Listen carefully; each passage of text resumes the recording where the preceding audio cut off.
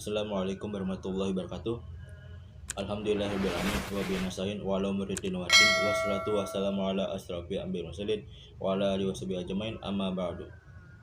Puji dan syukur kehadirat Allah Subhanahu wa taala yang telah memberikan kita nikmat iman, ihsan dan ihsan. Salawat serta salam marilah kita curahkan kepada Nabi kita Nabi Muhammad sallallahu alaihi wasallam yang telah membawa kita dari zaman kegelapan sampai zaman terang benderang seperti saat sekarang ini. Baik, di video ini saya akan menjelaskan tentang tauhid dan ma'rifatullah. Yang pertama, tauhid. Kata tauhid di dalam bahasa Arab berasal dari kata wahada yuhawidu tauhidan, yang artinya menjadikan sesuatu satu-satunya. Kata tersebut berasal dari kata wahidun yang berarti satu atau tunggal. Adapun menurut istilah ialah menyendirikan atau mengesahkan Allah dalam beribadah. Untuk pengertian lebih luasnya ialah mengesahkan Allah dalam hal-hal yang khusus bagi Allah, baik dalam rububiyahnya, uluhiyahnya, maupun nama-nama dan sifat-sifatnya, serta tidak ada sekutu bagi Allah dalam semua hal tersebut. Yang selanjutnya, dalil-dalil Al-Quran dan hadis tentang tauhid. Yang pertama, tauhid yang berhubungan dengan ketuhanan, yaitu mempercayai bahwa kepada Allah lah kita harus bertuhan, beribadah, memohon pertolongan, tunduk, patuh, dan merendah serta tidak kepada yang lain. Terdapat dalam Quran surah Al-Mu'min ayat 65 yang berbunyi, Bismillahirrahmanirrahim. Wal hayyu la ilaha illa fad'uhu mukhlishina lahuddin alhamdulillahirabbil alamin. Dialah yang hidup kekal, tiada Tuhan yang berhak disembah melainkan Dia. Maka sembahlah Dia dengan memurnikan ibadah kepadanya. Segala puji Allah, Tuhan semesta alam. Yang kedua, tauhid yang berhubungan dengan sifat Allah, yang maha memelihara, yaitu mempercayai bahwa Allah Subhanahu wa taala adalah satu-satunya penguasa, pencipta, pemelihara, dan pengatur alam semesta ini.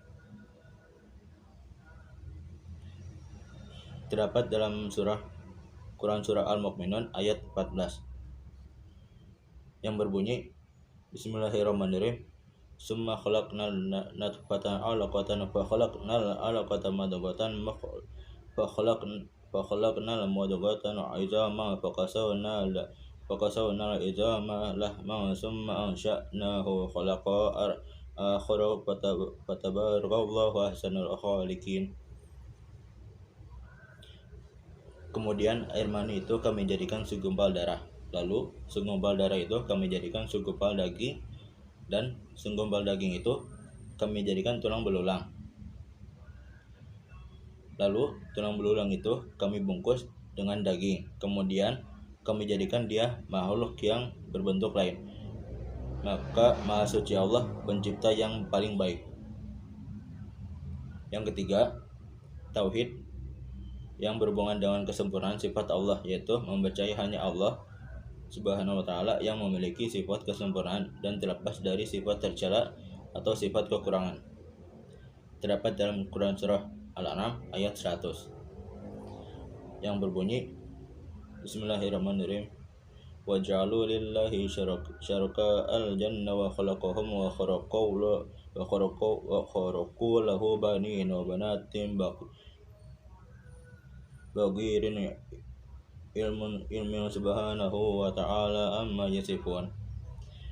Dan mereka, orang-orang musyrik, menjadikan jin itu sekutu bagi Allah, padahal Allah lah yang menciptakan jin-jin itu. Dan mereka membohongi dengan mengatakan Allah mempunyai anak laki-laki dan perempuan tanpa berdasar ilmu pengetahuan. Maha Suci Allah, Maha Tinggi dari sifat-sifat yang mereka gambarkan. Yang selanjutnya ada hadis tentang tauhid.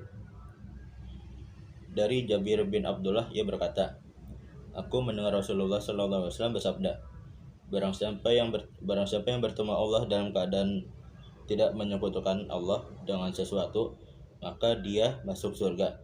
Dan barang siapa yang bertemu dengannya dalam keadaan menyekutukannya dengan sesuatu, maka ia akan masuk neraka. Hadis riwayat Muslim. Yang berikutnya ada macam-macam tauhid. Yang pertama ada tauhid zat. Yang berikutnya, yang kedua ada tauhid sifat, tauhid rububiyah, dan tauhid uluhiyah. Nah, yang selanjutnya tentang ma'rifatullah. Makna ma'rifatullah adalah puncak pencapaian zikir kepada Allah yang memberikan pengaruh besar kepada jiwa seseorang dan tercermin pada kesolehan hidupnya.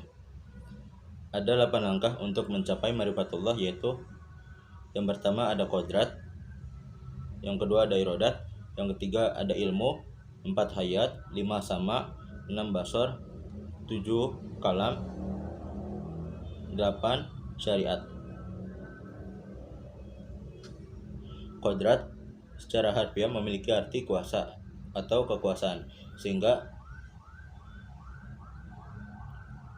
kodratullah dapat diartikan sebagai kekuasaan Allah, sesuatu kekuasaan yang tunggal atau satu-satunya, suatu kekuasaan yang mutlak. Irodah secara harfiah memiliki arti kehendak, sehingga irodah Allah dapat diartikan sebagai kehendak Allah. Yang ketiga ilmu. Ilmu atau pengetahuan merupakan langkah ketiga yang harus dilalui oleh setiap orang. Yang keempat hayat diartikan sebagai hidup, maha hidup, keyakinan bahwa Allah ada dan hidup, maka harus menjadi keyakinan utama bagi kaum muslim. Yang kelima ada sama, diartikan sebagai mendengar, suatu sifat wajib bagi Allah. Yang keenam basor diartikan sebagai melihat, sehingga basar Allah diartikan sebagai penglihatan Allah. Dalam arti lebih luas, basar Allah sebagai Allah yang maha melihat, Allah yang maha mengetahui, ataupun Allah yang maha menyaksikan. Yang ketujuh, kalam. Ilmu kalam adalah ilmu yang membicarakan atau mengandung keterangan tentang kalam Allah berupa firman-firmannya yang kemudian disampaikan kepada umat manusia melampaui para utusannya. Dan yang terakhir syariat. Syariat berasal dari kata syara' yang diartikan memperkenalkan atau mengedepankan atau menetapkan. Artinya Allah yang telah memperkenalkan, mengedepankan, dan menetapkan aturan main di dunia ini kepada makhluknya, kepada makhluk ciptaannya yang disebut manusia, melalui firman dalam Al-Quran Al-Karim, bacaan yang mulia.